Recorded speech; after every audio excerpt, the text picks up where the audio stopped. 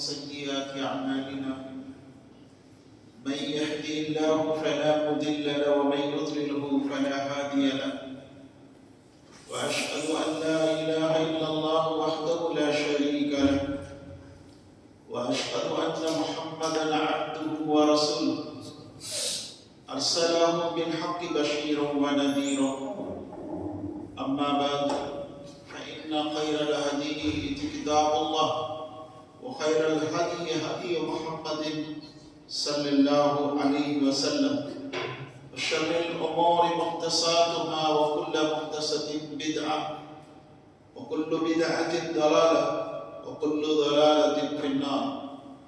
فقد قال الله تبارك وتعالى في قرآن المجيد والفرقان الحميد. فأعوذ بالله من الشيطان الرجيم. بسم الله الرحمن الرحيم. ورهبانية ابتدعوها ما كتبناها عليهم إلا ابتغاء رضوان الله فما رعوها حق رعايتها. وقال تعالى: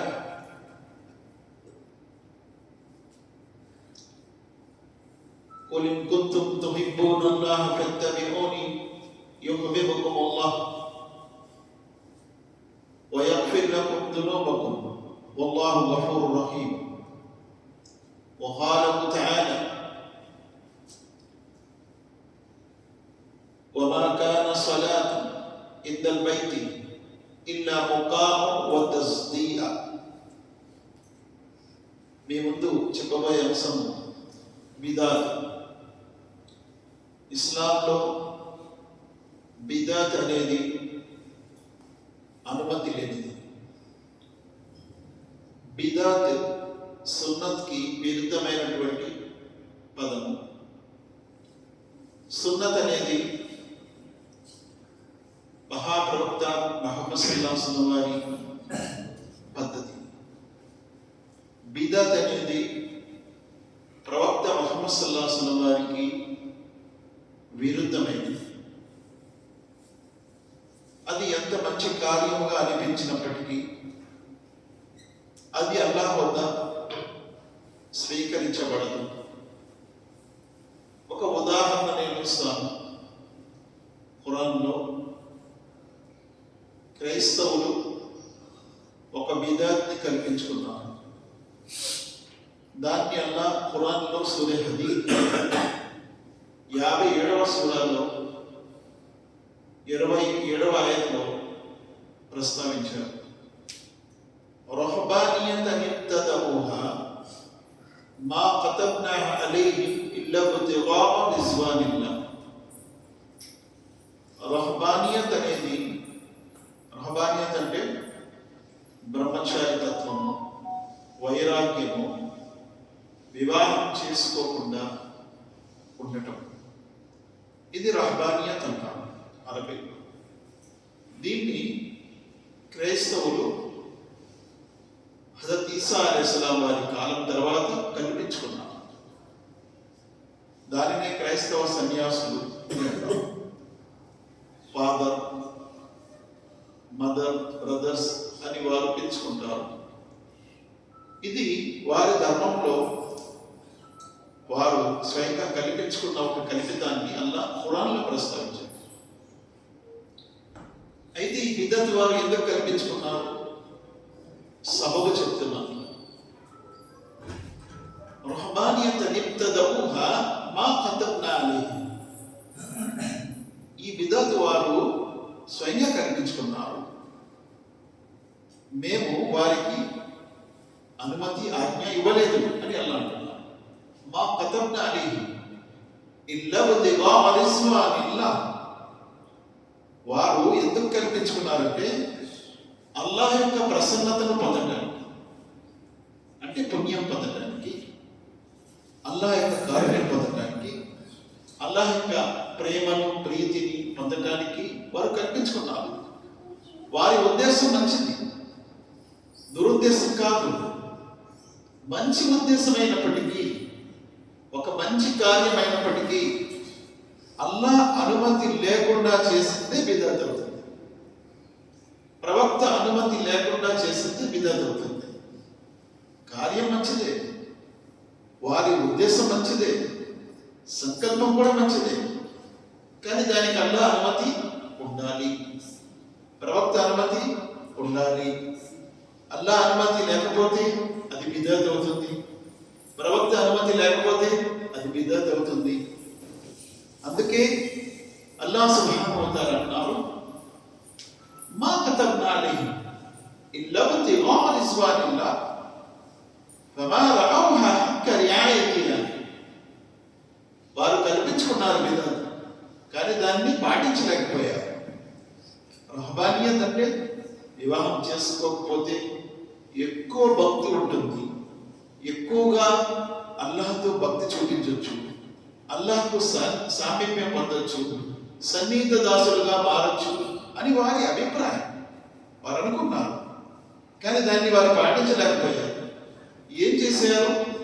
చివరికి అక్రమ రీతిలో అక్రమ సంబంధాలు పెట్టుకొని వ్యభిచారానికి గురి అయ్యారు. ఎందుకంటే అల్లాహ్ సుబ్హానహు వ తఆలా ఈ ధర్మాన్ని ప్రవక్తల ద్వారా భూలోకంలో స్థాపించారు. ప్రవక్తలందరూ కూడా నికా చేసుకున్నారు. అల్లాహ్ ఖురాన్లో అంటున్నారు, వలకద్ అర్సల్నా రుసులన్ మిన్ ఖబ్లిక వజఅల్నా లహుం అజ్వాజన్ వ సుర్రియన్. ఓ ప్రవక్త ముహమ్మద్ సల్లల్లాహు అలైహి వసల్లం, మీకు ముందు ఎంతమంది ప్రవక్తలు ఈ లోకంలో వచ్చారో వారందరూ కూడా ఆడబిడ్డలు గలవారే, భార్యాభర్త గలవారే. అంటే కుటుంబము, సంసారము చేశారు వారు ప్రవక్తలందరూ కూడా. ఒకవేళ రహబానియత్, వివాహం చేసుకోకుండా వైరాగ్యం మంచిదైతే ముందు ప్రవక్తలు దాన్ని పాటిస్తారు. కానీ ఏ ప్రవక్త కూడా పాటించలేదు. ప్రతి ప్రవక్త కూడా నికా చేసుకున్నారు. అయితే అదంతా ఈసా అలైహిస్సలాం నికా చేసుకోలేదు. ముహమ్మద్ సల్లల్లాహు అలైహి వసల్లం అన్నారు, మరలా వారు వచ్చేటప్పుడు నికా చేసుకుంటారు. అంటే అందుకే ప్రవక్త సల్లల్లాహు అలైహి వసల్లం ఏమన్నారు? అన్నికావు మిన్ సున్నతి, నికా నా సున్నతిలో చేరింది. ఇక్కడ క్రైస్తవ సన్యాసులు ఈసా అలైహిస్సలాం వెళ్ళిపోయిన తర్వాత వారు రహబానియత్ కల్పించుకున్నారు. నేటికి ఆ సమాజం ఉంది. ఈ రోజు కూడా వారు రహబానియత్ పాటిస్తారు, వివాహం చేసుకోకుండా వైరాగ్య జీవితము పాటిస్తారు. ఇది అల్లాహ్ యొక్క ఆదేశం కాదు, ప్రవక్త ఈసా అలైహిస్సలాం వారి ఆదేశం కాదు, ఏ ప్రవక్తల యొక్క సాంప్రదాయం కూడా కాదు. దాన్నే బిదअत అంటారు. అలాగే మరొకటి ఖురాన్లో ఉంది. మక్కా ముష్రికులు తమ విగ్రహాల వద్ద నిలబడి తప్పెట్లు, ఈలలు వేసేవారు. తప్పెట్లు కొడుతూ ఈలలు వేస్తూ ప్రార్థన చేసేవారు. దాని గురించి అల్లాహ్ ఖురాన్లో ప్రస్తావించారు. సూర అన్ఫాల్ 8వ సూరాలో, వమా కాన సలాతుహుం ఇందల్ బైతి ఇల్లా ముకాఉ వ తస్దీర్.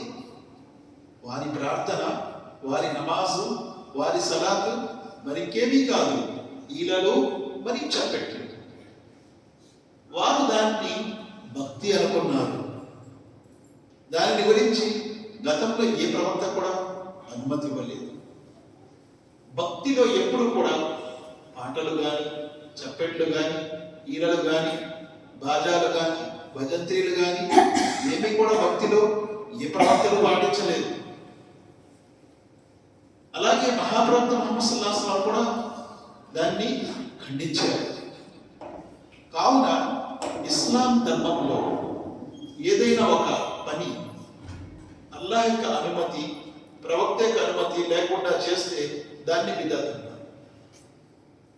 మహాప్రవక్త ముహమ్మద్ సల్లల్లాహు అలైహి వసల్లం అందుకే అన్నారు, మన్ అహదస ఫీ అమ్రినా హాదా మా లైస మిన్హు ఫహువ రద్దు.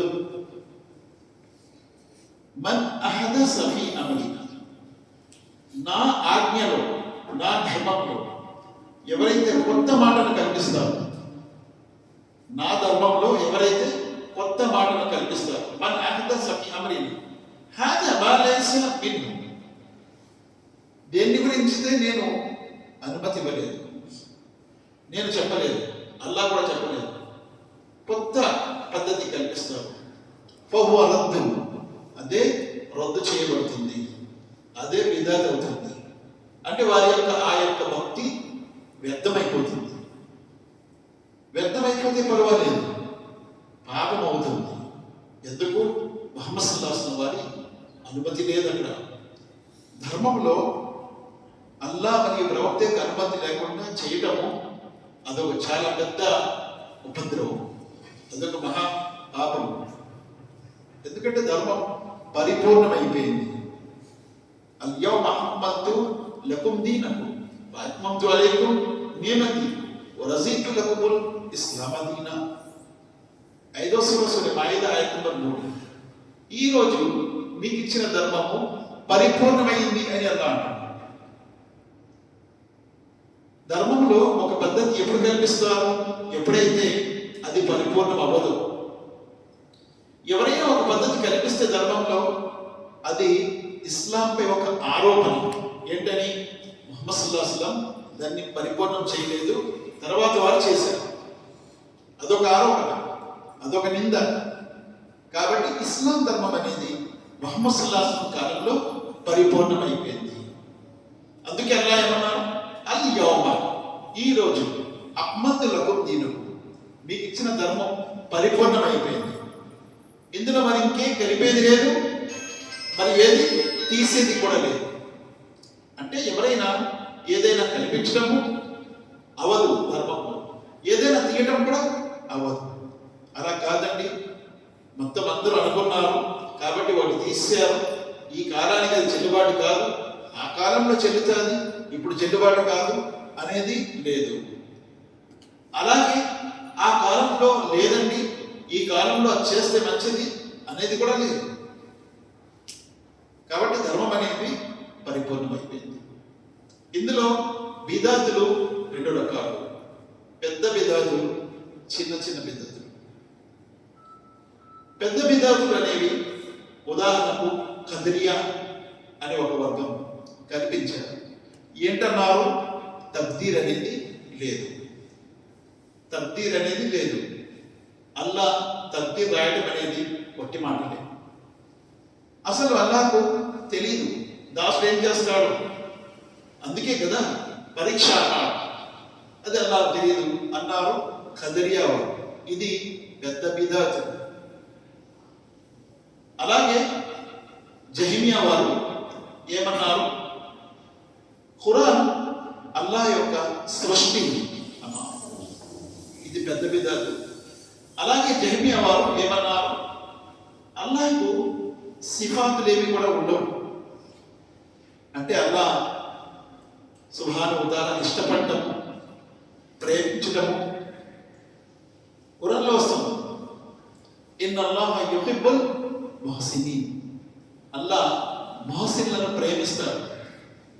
ప్రేమ అల్లాహ్ చెప్తారండి, ఇలాంటివేమి గుణాలు లక్షణాలు అల్లాహ్ ఉండవు.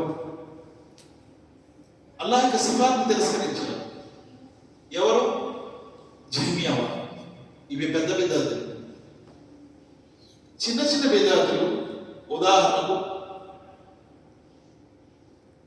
మర్వాన్ ఏం చేశాడు? ఖుత్బా తర్వాత ఇచ్చేవాడు, నమాజు ముందు చదివేవాడు. ఎప్పుడు? ఈదైన్ పండగల్లో. ఖుత్బా ఎప్పుడు ఇవ్వాలి? ఖుత్బా నమాజు తర్వాత. ఎప్పుడు? ఈదైన్లో. జుమానాడు ఏం చేస్తాం మనం? ముందు ఖుత్బా ఇస్తాం, తర్వాత నమాజ్ చదువుతాం. మర్వాన్ ఏం చేశాడు? ముందు నమాజ్ చేయడం మానేసి ముందు ఖుత్బా ఇచ్చాడు, జుమా మాదిరి. అది బిదాత్. అలాగే నమాజ్ని మర్వాన్ కాలంలో కావాలని ఆలస్యంగా చదివేవారు, అది బిదాత్. చిన్న బిదాత్. ఒక బిదాతు కుఫ్రులో తీసుకెళ్తుంది, ఇస్లాం నుండి బయటకు తీసేస్తుంది, కాఫిర్ అయిపోతారు. అది పెద్ద బిదాత్. వారు అల్లాహ్ యొక్క సిఫాతులను తిరస్కరించారు, దీన్ని తిరస్కరించారు. ఈ బిదాలు ఇస్లాం నుండి బయటకు తీసుకెళ్ళిపోతారు, కాఫీరైపోతారు. చిన్న బిదాదులు ఇస్లాం నుండి బయటకి తీసుకెళ్ళవు, కానీ అది పాపం అవుతుంది. నమాజ్ని కావాలని ఆలస్యంగా చేయటం, అలాగే నిషేధిత దినాలలో రోజా పెట్టడం, రంజాన్లో బక్రీద్లో రోజా పెట్టడం, ఇంకా మొదలండి. అయితే ఇప్పుడు బిదాతులు దానికి లెక్కలేదు, అన్ని బిదాతులు పుట్టుకొచ్చాయి. కారణం ఏమిటి? ప్రేమ. ఎవరి పట్ల? అల్లాహ్ పట్ల. ప్రేమ ఎవరి పట్ల? ప్రవక్త పట్ల, ముహమ్మద్ సల్లల్లాహు అలైహి వసల్లం పట్ల. ప్రేమతో అనేకమైన బిదాతులు కల్పించుకున్నారు. ఉదాహరణకు మహాప్రవక్త ముహమ్మద్ సల్లల్లాహు అలైహి వసల్లం వారి పుట్టినరోజు మీలాదున్ నబీ పేరుతో కొన్ని బిదాతులు కల్పించుకున్నారు. చాలా విచిత్రకరం ఏంటంటే, ఇప్పుడు మీలాదున్ నబీ అనే పేరు మీద పండగ చేస్తూ ఈద్ నమాజ్ కూడా చేశారు కొన్ని చోట్ల. అవి మనకి వైరల్ అయ్యాయి. అంటే ఏంటి? బిదత్ అనేది ఎప్పుడు కూడా స్థిరంగా ఉండదు, అది ఇంకా పెరుగుతూ ఉంటుంది. అందుకే బిదత్కి ఇస్లాంలో అసలు చోటే లేదు, అవకాశమే లేదు. అల్లాహ్ సుబ్హానహు వ తఆలా అందుకే ఏమన్నారు? వఇన్న జన్న లా యుగ్ని మినల్ హక్కి షై.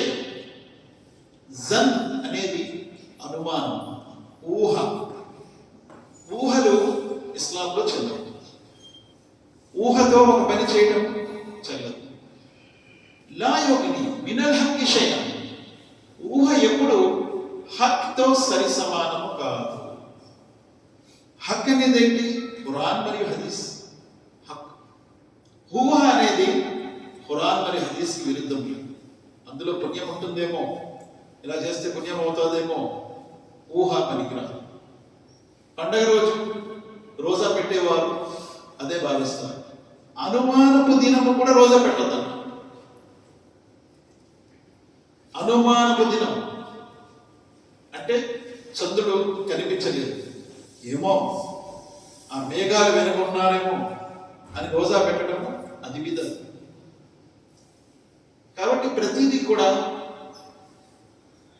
ఆధారాలు సాక్ష్యాలను చేసి ఆరాధనలన్నీ కూడా హక్కు. అనుమానము సందేహంతో చేసేవన్నీ కూడా బిదాత్. అల్లాహ్ సుబ్హానహు వ తఆలా అందుకే తన గ్రంథం ఖురాన్లో అన్నారు, యా అయ్యుహల్లదీన ఆమను అతీఉల్లాహ వ అతీఉర్ రసూల్ వలా తుబ్తిలు అమాలకుం. విశ్వసించిన ప్రజలారా, అల్లాహ్ మరియు ప్రవక్తకు విధేయత చూపండి, అలా కాక మీ కర్మలను వ్యర్థం చేసుకోండి. అంటే కర్మలు వ్యర్థం అవుతాయా? అవుతాయి. ఎప్పుడవుతాయి? అల్లాహ్ మరియు ప్రవక్తకు విధేయత కాకుండా స్వయాన్న చేస్తుంది. అల్లాహ్ మరియు ప్రవక్త ఏం చెప్పారో అదే చేయటము మన కర్మలు ఫలిస్తాయి. అల్లాహ్ మరియు ప్రవక్త కాకుండా ఇతరులు ఎవరు చెప్పిందైనా అది ఫలించదు. మహాప్రవక్త ముహమ్మద్ సల్లల్లాహు అలైహి వసల్లం అందుకే అన్నారు, వఅన్న హాదా సిరాతి ముస్తకీమన్ ఫత్తబిఉ వలా తత్తబిఉ సుబుల ఫతఫర్రక బికుమ్ అన్ సబీలి.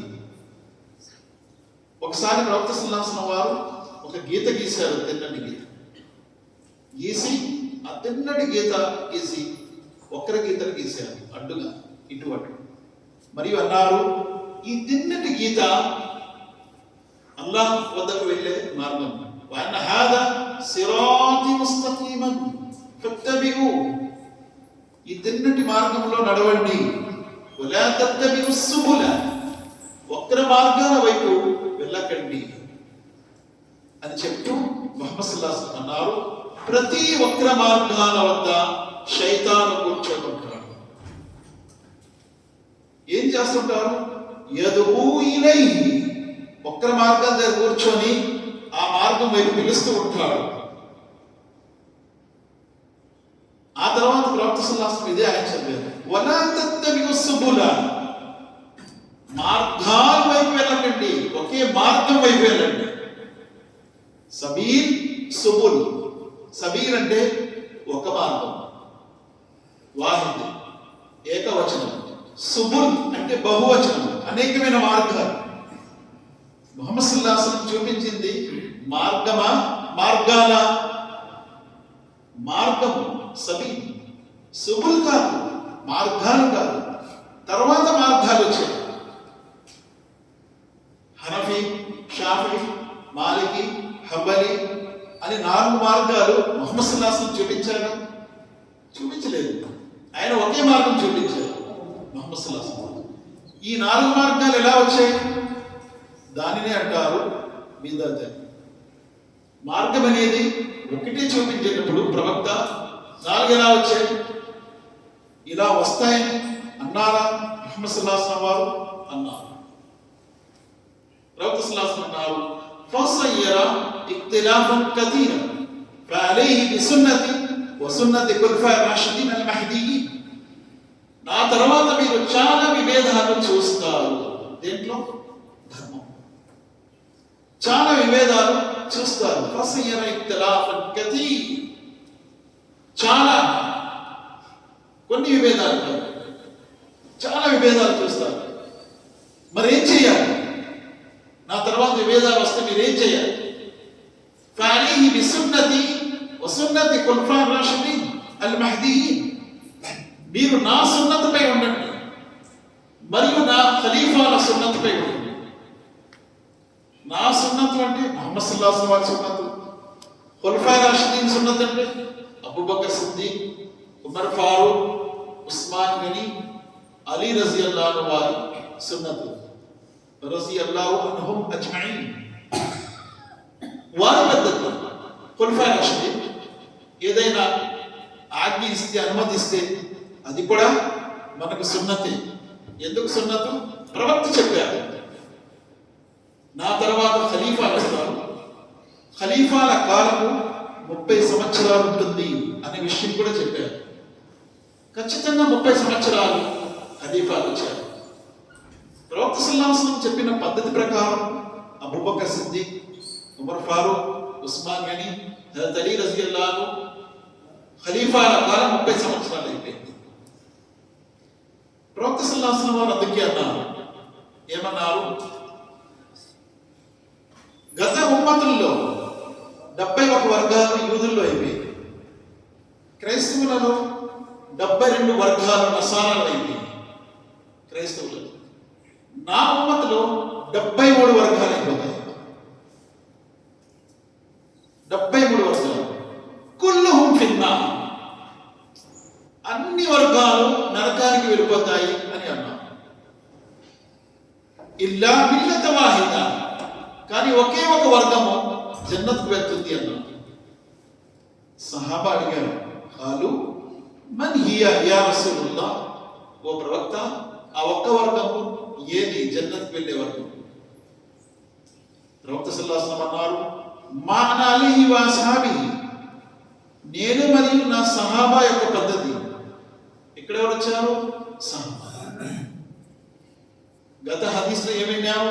ఖులఫా'i రాషిదీన్ అల్ మహ్దీయీన్. అక్కడ ఏమన్నారు? సున్నతు. ఏం సున్నతు? నా సున్నతు, నా ఖలీఫాల సున్నతు అక్కడ అన్నారు. ఇక్కడేమన్నారు? మా అనా అలైహి వ అస్హాబిహి, నేను మరియు నా సహాబా యొక్క పద్ధతిపై ఎవరైతే ఉంటారో, సమూహం, జమాత్, జన్నత్లో వెళ్ళే జమాత్ ఎవరిది? సహాబాది. ప్రవక్త మరియు సహాబా యొక్క జమాత్ జన్నత్లో వెళ్తాది అని ముహమ్మద్ సల్లల్లాహు అలైహి వసల్లం వారు అన్నారు. మిగతా 72 వర్గాలు జన్నత్లో వెళ్ళవు. ఎందుకు వెళ్ళవు? వారిలో బిదాతులు వచ్చాయి. ఇమాం మాలిక్ రహ్మతుల్లాహి అలైహి ఒక మంచి మాట అన్నారు. ఇమాం మాలిక్ రహ్మతుల్లాహి, ఇమాముల్లో ఒక ఇమాం, ఆయన అన్నారు, ఇస్లాంలో ఒక విషయం కలపటము కానీ ఒక విషయం తీయటము కానీ నిషిద్ధం, హరాం. ఇస్లాం ధర్మంలో ఒక విషయం ఎవరైనా కలపటము కానీ ఒక విషయం ఎవరైనా తీయటము కానీ హరాం, నిషిద్ధం. ఒకవేళ ఎవరైనా ఇస్లాంలో ఒక విషయం కలిపారు లేదా ఒక విషయం తీశారు, దాన్ని ఏమన్నారు ఇమాం మాలిక్ రహ్మతుల్లాహి, అది ఇస్లాం కాదు, వేరే ధర్మం. ఒక్క విషయం కలిపితే వేరే ధర్మం అంటారు ఇమాం మాలిక్. ఊరికనేం లేదు, ఖురాన్ ఆయత చదివారు. వమన్ యబ్తగి గైర ఇస్లామి దీనన్ ఫలన్ యుక్బల మిన్హు. ఎవరైతే ఇస్లాం తప్ప ఇతర ధర్మాలను తీసుకొని అల్లాహ్ దగ్గరికి వెళ్తారు, ఫలన్ యుక్బల మిన్హు, అల్లాహ్ దాన్ని స్వీకరించరు. అర్థం ఏమిటి? ఇమాం మాలిక్ చెప్పిన మాటలో ఇస్లాంలో ఒక్క కొత్త పని కల్పించడం అనేది అది ఇస్లాం కాదు, అది వేరే ఇస్లాం. అది అల్లాహ్ సుబ్హానహు వ తఆలా స్వీకరించడు, వేరే ధర్మం. ఇస్లాం ధర్మం కాదు, వేరే ధర్మం. ఈ ఆయత అప్పుడే చదివారు. వమన్ యబ్తగి గైర ఇస్లామి దీనన్ ఫలన్ యుక్బల మిన్హు. ఇస్లాం తప్ప ఇతర ధర్మాలపై ఎవరైనా అల్లాహ్ దగ్గరికి వెళ్తే అల్లాహ్ స్వీకరించడు, ఆమోదించడు. అందుకే మా మాలిక్ ఒక మాట అన్నారు, ఖురాన్ మరియు హదీస్ రెండు కూడా హజరత్ నూహ్ అలైహిస్సలాం నావ లాంటిది అన్నారు. ఎలాగైతే నూహ్ అలైహిస్సలాం ఆ నావలో ఎక్కేవారు సురక్షితముగా జలప్రలయం నుండి రక్షణ పొందారు, అలాగే ఖురాన్ మరియు హదీస్ కూడా ఎవరైతే స్వీకరిస్తారో వారు సురక్షితముగా జన్నతులో వెళ్తారు. అలాగే ఒక మాట అన్నారు ఇమాం మాలిక్ అంటున్నారు, ఎవరి మాట అయినా తీసుకోవచ్చు, తిరస్కరించవచ్చు. ఎవరి మాట అయినా తీసుకోవచ్చు, తిరస్కరించవచ్చు. కానీ ఈ సమాధిలో ఉన్నటువంటి ముహమ్మద్ సల్లల్లాహు అలైహి వసల్లం వారి సమాధి కాసి సైగ చేసి చూపించారు రోజా ఖద్దస్ వైపు. ఈయన మాటను తీసుకోవడం తప్ప తిరస్కరించే ప్రసక్తి లేనే లేదు అని మహాప్రవక్త ముహమ్మద్ సల్లల్లాహు అలైహి వసల్లం వారు తమ వైపు నుండి ఏది చెప్పలేదు, ఆయనకు కూడా అనుమతి ఇవ్వలేదు, నేను చెప్పలేదు, అల్లాహే చెప్తున్నాను.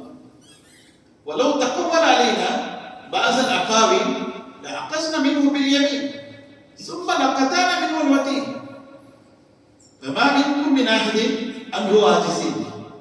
ఒకవేళ ముహమ్మద్ సల్లల్లాహు అలైహి వసల్లం కూడా తన వైపు నుండి ఏదైనా చెప్పి అల్లాహ్ చెప్పారు అని అంటే ఆయన యొక్క కుడి చేయి పట్టుకుంటాను అని అల్లాహ్ అంటున్నాడు, మరియు ఆయన రాజనాలాన్ని కదిలిస్తాను అని అల్లాహ్ ఖురాన్లో అంటున్నాడు. అంటే ప్రవక్త ముహమ్మద్ సల్లల్లాహు అలైహి వసల్లం కూడా తన వైపు నుండి ఏది కూడా ఇస్లాంలో చెప్పలేరు, చెప్పే అనుమతి ఆయన కూడా లేదు. ప్రతిదీ అల్లాహ్ వైపు నుండి చెప్తారు, దానినే ధర్మం అంటారు. ఇస్లాం అనే ధర్మము ఇది ముహమ్మద్ సల్లల్లాహు అలైహి వసల్లం తన వైపు నుండి కల్పించి పెట్టిన ధర్మం కాదు, ఇది అల్లాహ్ వైపు నుండి ప్రతిదీ కూడా ఆయన చెప్పబడింది. ఉదాహరణకు అల్లాహ్ అంటున్నారు సూర నజంలో 53వ సూరాలో, వమా యంతికు అనిల్ హవా ఇన్ హువ ఇల్లా వహ్యున్ యూహా. ముహమ్మద్ సల్లల్లాహు అలైహి వసల్లం తన మనోవాంఛల నుండి ఏది కూడా చెప్పరు, ఏది చెప్పినా వహీ ద్వారా చెప్తారు, ఆకాశవాణి ద్వారా చెప్తారు, తన వైపు నుండి ఏది చెప్పరు. అందుకే ఆయన ఏదైనా విషయం అడిగేటప్పుడు మౌనం వహించేవారు. వహీ వచ్చిన తర్వాత చెప్పేవారు మరియు అనేవారు, నాకు కూడా ఈ విషయం తెలియదు, ఇప్పుడే జిబ్రీల్ వచ్చారు నాకు చెప్పి వెళ్ళారు. అంటే వహీ ద్వారా మాత్రము ఆయన చెప్పేవారు, తన వైపు నుండి కల్పించేది కూడా ఆయన చెప్పలేదు. ప్రవక్త ముహమ్మద్ సల్లల్లాహు అలైహి వసల్లం వారు చెప్పే మాటల్ని రాసేవారు సహాబా. అందులో ఒకసారి రాయడం మానేశారు. అబ్దుల్లా బిన్ అమర్ బిన్ ఆస్ ప్రవక్త సల్లల్లాహు అలైహి వసల్లం అడిగారు, అబ్దుల్లా ఏంటి రాయటం మానేశారు? ఓ ప్రవక్త, సహాబాలో పెద్ద పెద్ద సహాబా, అకాబే పెద్ద సహాబా నన్ను అంటే నువ్వు ఎందుకు రాస్తున్నావు? ఆయన కోపంలో ఉంటారు, అది కూడా రాసేస్తావా? సంతోషంలో ఏదో చెప్తారు, అది కూడా రాసేస్తావా అని అంటే నేను రాయడం మానేశాను. ముహమ్మద్ సల్లల్లాహు అలైహి వసల్లం అన్నారు, అబ్దుల్లా నువ్వు రాయి, ప్రతిదీ కూడా ఉక్తు ప్రతిదీ కూడా రాయి. నా నోటి నుండి అల్లాహ్ వైపు నుండి తప్ప వేరే మాట రాదు, ప్రతిదీ లిఖించు అని అన్నారు. అంటే ప్రవక్త ముహమ్మద్ సల్లల్లాహు అలైహి వసల్లం వారు తమ వైపు నుండి ఏది కూడా చెప్పరు, అల్లాహ్ వైపు నుండి చెప్తారు. అలాంటిది ప్రవక్త తరువాత ఒకవేళ ఎవరైనా ఇస్లాం ధర్మంలో ఏదైనా చేర్చారు అంటే అది ఏమవుతుంది? అది చాలా నేరం అవుతుంది. ప్రవక్తకే అల్లా అన్నారు, తన వైపు నుండి ప్రవక్త చెప్పరు. ఒకవేళ చెప్పితే అది ఆమోదించబడదు, అల్లా చెప్పకుండా ఆయన చెప్పారు. మహాప్రవక్త ముహమ్మద్ సల్లల్లాహు అలైహి వసల్లం వారు అందుకే అన్నారు, ఏమన్నారు? అన్నిటికంటే మంచి కాలము నాది, ఖైరుల్ ఖురూన కర్నీ సుమ్మల్ లదీన యలూనహుం సుమ్మల్ లదీన యలూనహుం.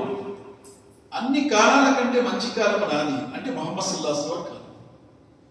ఆ తర్వాత కాలం సహాబా కాలం, ఆ తర్వాత కాలం తాబీన్ కాలం, ఆ తర్వాత అబద్ధము ప్రబలిపోతుంది భూమిపై. కాబట్టి ఇస్లాం అనే ధర్మంలో అల్లా మరియు ప్రవక్త తప్పితే మూడోది లేనే లేదు.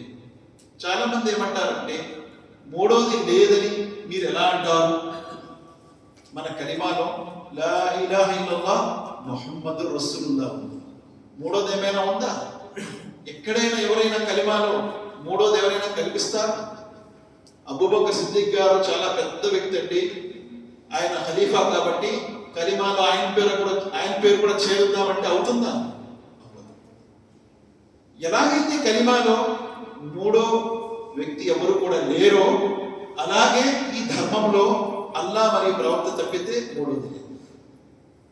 అందుకే అల్లాహ్ సుబ్హానహు వ తఆలా అన్నారు, వమన్ యుషాకికిర్ రసూల మిన్ బాది మా తబయ్యన లహుల్ హుదా వయత్తబి గైర సబీలిల్ ముమినీన నువల్లి మా తవల్లా వ నుస్లి జహన్నమ్ వసాత్ మసీరా.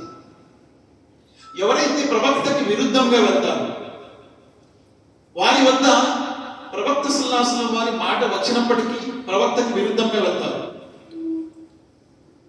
మరియు వారు విశ్వాసుల మార్గాన్ని విడిచిపెట్టి వేరే మార్గాన్ని అనుసరిస్తారు. వయత్తబి గైర సబీలిల్ ముమినీన నువల్లి మా తవల్లా వ నుస్లిహి జహన్నమ్. ప్రవక్త మార్గాన్ని విడిచిపెట్టి విశ్వాసుల మార్గాన్ని విడిచిపెట్టి అంటే అర్థం ఏంటి? విశ్వాసులు అంటే ఎవరు? విశ్వాసులు అంటే సహాబా. విశ్వాసులు అంటే సహాబా. విశ్వాసుల మార్గం అంటే సహాబా మార్గం.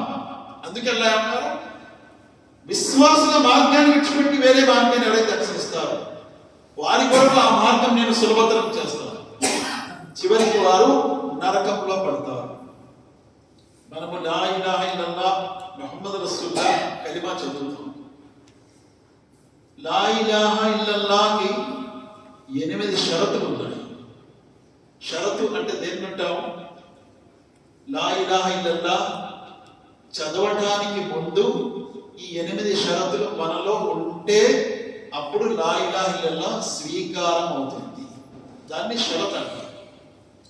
షరతులు సులువుగా అర్థం అవ్వాలంటే షరతు.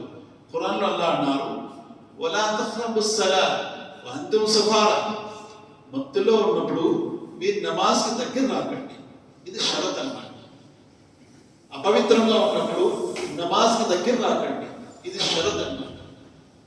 దీన్ని షరత్ అంటారు. కలిమా చదవకుండా సాక్ష్యం పలకకుండా మీరు నమాజ్కి దగ్గర రాకండి. దీన్ని షరత్ అంటారు. అలాగే లా ఇలాహ ఇల్లల్లాహ్కి 8 షరతులు ఉన్నాయి. ఈ షరతులు ఎప్పుడైతే తెలుసుకుంటామో అప్పుడు మనం లా ఇలాహ ఇల్లల్లాహ్ స్వీకారము. ముహమ్మద్ రసూలుల్లాహ్కి 4 షరతులు ఉన్నాయి. ఇప్పుడు నేను చెప్పబోయేది ముహమ్మద్ రసూలుల్లాహ్ గురించి కాబట్టి ఆ 4 షరతులు ఏంటి? ముహమ్మద్ సల్లల్లాహు అలైహి వసల్లం వారు చెప్పినటువంటి ప్రతి మాటను కళ్ళు మూసుకొని స్వీకరించాలి, ఒప్పుకోవాలి, నమ్మాలి. ఆయన చెప్పింది ప్రతిదీ నిజమని. తస్దీకు, ఏదైతే ప్రవక్త వారు చెప్పారో దాన్ని తస్దీక్ చేయాలి. బిమా అఖ్బర, ఏదైతే ఆయన చెప్పారో దేని గురించి చెప్పారు, ఏ విషయాలు చెప్పారు, అన్ని నిజమని ఒప్పుకోవాలి. ఇది మొదటి షరతు. రెండవ షరతు వైతాతు ఫీమా అమర్, విధేయత చూపాలి ఆయన ఏ ఆజ్ఞ ఇచ్చిన. అందుకే అల్లా ఏమన్నారు, వమా అతాకుముర్ రసూలు ఫఖుదు వమా నహకుమ్ అన్హు ఫంతు. ముహమ్మద్ సల్లల్లాహు అలైహి వసల్లం ఏదైతే ఇచ్చారో దాన్ని తీసుకోండి, దేని నుండి అయితే ఆపారు దాని నుండి ఆగిపోండి. ఆయన ఇచ్చిన ఆజ్ఞని విధేయత చూపాలి. రెండో షరతు ముహమ్మద్ రసూలుల్లాహి. మూడో షరతు ఏంటి, ఇజ్తినాబు మా నహా అన్హు వఫీ జజర్, దాని నుండి దూరంగా ఉండాలి. దేని నుండి అయితే మహాప్రవక్త ముహమ్మద్ సల్లల్లాహు అలైహి వసల్లం వారు ఆపారు, ఏ విషయం నుండి అయితే ఆపారో చేయొద్దని, ఏ విషయం నుండి అయితే హెచ్చరించారు, ఖబర్దా ఇవి చేయకండి చేయకండి అని అన్నారు, దాని నుండి దూరంగా ఉండాలి. ఇది మూడో షరతు. నాలుగో షరతు ఏంటి, నాలుగో షరతు ఏ ఆరాధన కూడా, ఏ ఇబాదత్ కూడా, ఏ భక్తి కూడా చేయకూడదు, కానీ ముహమ్మద్ సల్లల్లాహు అలైహి వసల్లం వారు చెప్పిన పద్ధతి ప్రకారం చేయాలి. అల్లా మరియు ప్రవక్త చెప్పిన పద్ధతి ప్రకారం చేయాలి. ఇది నాలుగో షరతు. ఇక్కడ ఏం తెలుస్తుంది మనకి, నాలుగు షరతుల్లో ముహమ్మద్ సల్లల్లాహు అలైహి వసల్లం చెప్పారా, అక్షరాలు నిజం. అది సైన్స్ కి విరుద్ధంగా ఉంది అయినా నిజము, మన తెలివికి విరుద్ధంగా ఉంది అయినా నిజము. ఏదైనప్పటికీ ఆయన చెప్పింది నిజము. మనం అర్థం చేసుకోవడంలో పొరపాటు ఉంటుందేమో కానీ ఆయన మాటలో పొరపాటు ఉండదు. ఇది ఆయన మాటని ఆ రకంగా ఒప్పుకోవాలి. రెండోది, ఆయన మాటను తూచా తప్పగా పాటించాలి. లేదంటే నాకు కుదరదు అంటే అది షరతు నుండి ఇంకా దూరం ఉన్నట్లే. నీకు కుదిరినా కుదరకపోయినా, ఇష్టమున్నా ఇష్టం లేకపోయినా ఆయన మాటను పాటించవలసింది. ఇది రెండో షరతు. మరి మూడో షరతు, ఆయన దేని నుండి ఆపారు, ఆయన ఫలానాది ఆపారండి ఆగిపోతే నాకు నష్టం అండి, కుదరదు. ఆయన దేని నుండి ఆపారు, దాని నుండి ఆగిపోవడం అనేది షరతు. ఇక నాలుగోది, ప్రతి భక్తి కూడా, ప్రతి ఆరాధన కూడా ఆయన పద్ధతి ప్రకారం చేయాలి. ఇది నాలుగో షరతు. ఇవన్నీ కూడా షరతులు కేవలము పెద్దలు పెట్టినవి కాదు. దీనికి ప్రతి దానికి ఖురాన్ మరియు హదీస్ యొక్క ఆధారాలు ఉన్నాయి. అల్లాహ్ సుబ్హానహు వ తఆలా దుఆ చేస్తూ నేను ముగిస్తున్నాను. అల్లాహ్ ఖురాన్ మరియు హదీస్ రెండో చదువుతూ వాటిని ఆచరిస్తూ ఆ విషయాన్ని తెలియని వారి వరకు అందించే భాగ్యాన్ని ప్రసాదించుగాక. అల్లాహ్ బ్రతికిన నాడు ఇస్లాంపై బ్రతికే భాగ్యం ప్రసాదించు, మరణము ఈమాన్పై ప్రసాదించు. అల్లాహ్ మాకంటే ముందు ఎంతో మంది మా బంధుమిత్రులు ఈ ప్రపంచం నుంచి వెళ్ళిపోయారు. వారిని క్షమించు, వారిని కరుణించు, వారి సమాశిక్ష నుంచి వారిని కాపాడు. మమ్మల్ని కూడా సమాశిక్ష నుంచి రక్షించు. రేపు తీర్పు దినం నాడు, తిరిగి లేకబడే దినం నాడు మమ్మల్ని సజ్జనులతో లేపు.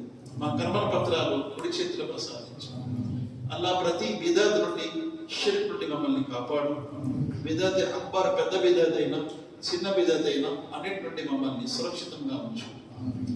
అల్లా సున్నతిని, తౌహీద్ని పాటించే భాగ్యం మాకు ప్రసాదించు. అల్లా వారు ఎవరైతే అనారోగ్యంతో బాధపడుతున్నారో వారికి ఆరోగ్యం ప్రసాదించు. ఎవరైతే ఉపాధి లేక బాధపడుతున్నారో వారికి ఉపాధి ప్రసాదించు. ఎవరికైతే ఉపాధి ఇచ్చావో అందులో బర్కత్ ఇవ్వు. రబ్బనా ఆతినా ఫిద్ దునియా హసనతన్ వఫిల్ ఆఖిరతి హసనతన్ వఖినా అదాబన్నార్. రబ్బనా హబ్ లనా మిన్ అజ్వాజినా వజుర్రియ్యాతినా قرة عين وجعلنا للمتقين إماما. سبحان ربك رب العزة عما يصفون وسلام على المرسلين والحمد لله رب العالمين برحمتك يا أرحم الراحمين.